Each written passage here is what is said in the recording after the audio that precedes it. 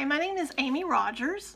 I'm working on a organizational leadership degree at the University of Texas A&M Commerce. I will be graduating this month with a bachelor's degree in organizational leadership. And throughout the process of this degree, I feel I've learned so much. I've grown as a leader so much from where I started. And I'm very thankful to have the information I have learned. Before I began this program, as a leader, I was not very confident in myself. Probably the biggest mistake I see in what I did as a leader before the program was trying to do everything myself. That didn't always work very well because I couldn't do everything and do them well. I felt like I didn't ask people for help not because I thought I had to do it all myself because I was the only one that knew how to do it, but because I didn't want to ask people. I didn't want to put a burden on people. I'm a people pleaser. I didn't want to upset anyone. And I felt like, not only that, but I felt like as a leader, that was my job. Oh, I'm supposed to do everything. And by doing that, I shortchanged myself. I shortchanged those under us and those that we were serving, our stakeholders. I also tried to be a fixer instead of saying, oh, hey, I made a mistake here. We're going to need to redo this. I wanted to fix everything so that I didn't have to confront somebody or we didn't have to have hard conversations. I would rather have just fixed it. And after taking this program, in hindsight, I know that that's not the best way to handle things. And I definitely have learned better ways to do things. Throughout this program and the classes, I've learned a lot of valuable information. In issues of organizational leadership, we learned about theories of leadership, and this was brand new information to me. I'd never been taught that there were different theories of leadership. I did not know about these, and they have been a very valuable piece of information. Through learning about these theories of leadership and all the different parts of each one, I have learned what kind of leader I want to be, what kind of leader I don't want to be, and how to use these theories of leadership and put them into practice. The ones that stood out the most to me were transformational leadership and servant leadership. I feel that they are both theories that can kind of be combined together. They value people, they build trust in people, and they allow people to use their strengths and also have a part in what you're doing. And so those are the strategies I would like to put in place as a leader. In data-driven decision making, I learned that even though that probably was my weakest area and the numbers scared me, I learned that I can, even though I'm weak in something, I can do it and I can do it well. I may have to ask for help. I may take a little longer to do it, but I can do it. And I also learned just how important it is to look at that data, because if you don't, you're going to make mistakes.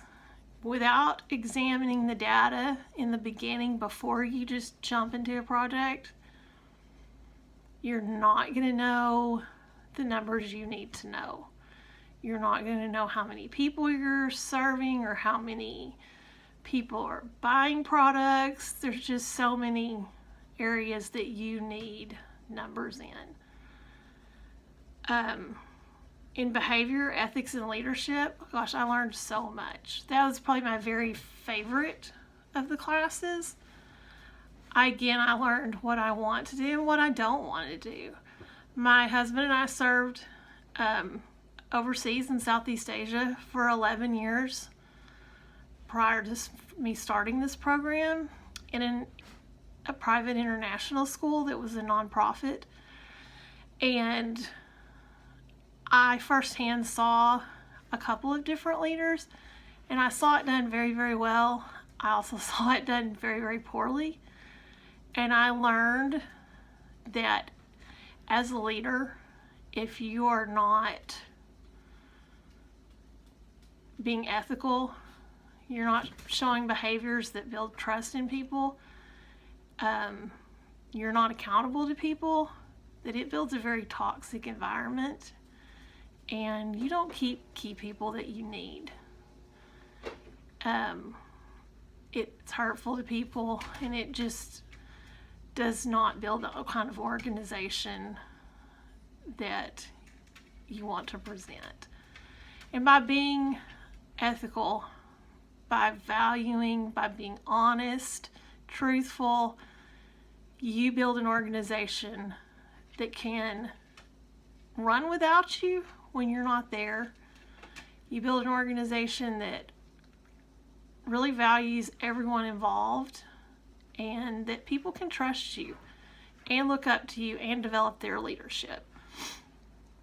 In leadership theory, I learned about different strategies of leadership that I can put into place, and this helps me in so many areas. It helps me know what my weaknesses are, what my strengths are, and how to use those to my advantage, and where I need someone keeping me accountable, and which would probably be areas of confrontation. That's hard for me, and I know that. But it needs to happen sometimes. And so if I put these theories into place, then I can be the best leader I can be. In leading change, I also feel I learned so much in this class. I learned, most of all, not to avoid hard situations. In this world, there are always going to be changes coming, and we need to know and be ready for those changes. And usually with changes come hard things, and just naturally people don't like change. It's scary.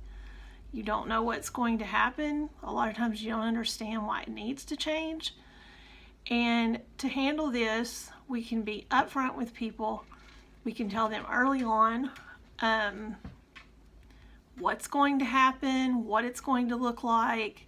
Not only that, but we can tell them why and help them maybe have an understanding of why this needs to happen, so that they will be more on board with the change. And it's so important that we be open to listening to them. It may not affect our decisions, but they need to be heard. And we may learn some very valuable information that will be helpful. And so when change is coming, we need to have a time as early as possible to tell those under us what's coming, what's going to happen, and then just make a time to sit down and really listen to them. Because that helps lessen the fear. It takes some of that fear away. It takes some of that mystery away. It takes away from people talking and speculating about what's going to happen. And so that really will help the change go forward as much as possible without hurt feelings, without people leaving. They need to know early. In my capstone projects, I learned how to put it all together. I learned through writing a paper that put everything I learned together to start a project from the beginning and follow it all the way through to the end, and how all of these things tie together and help us to be better leaders. As a leader today, I would say I've changed a lot. I can use confrontation in a way that I can feel good about, in a way that values somebody that I'm needing to talk to, so that there aren't misunderstandings, so that they know what's going to happen. I've learned not to procrastinate that hard stuff. I've also learned that it is so important in leadership that we have somebody we are accountable to. I need to put somebody, maybe that's one person, maybe that's several people, in place that hold me accountable, that I can bounce ideas off of, and that will make me a better leader. I've also learned I don't need to do it all myself. I need to learn to delegate tasks, to put the right people in place that I can delegate them to, and then just to trust them. That doesn't mean I'm not checking up on them. That doesn't mean I don't know what's going on, but that means I trust them to do the job. And to put somebody that can do that job well, and that way everything gets done well instead of it just gets done. From here, after this degree, I hope to obtain a master's degree in counseling and to use a leadership degree plus the master's degree in counseling and to work with mental health patients, probably in a hospital setting, and to just be able to be a good leader and to use all of these things to go on to be a mental health counselor. Thank you.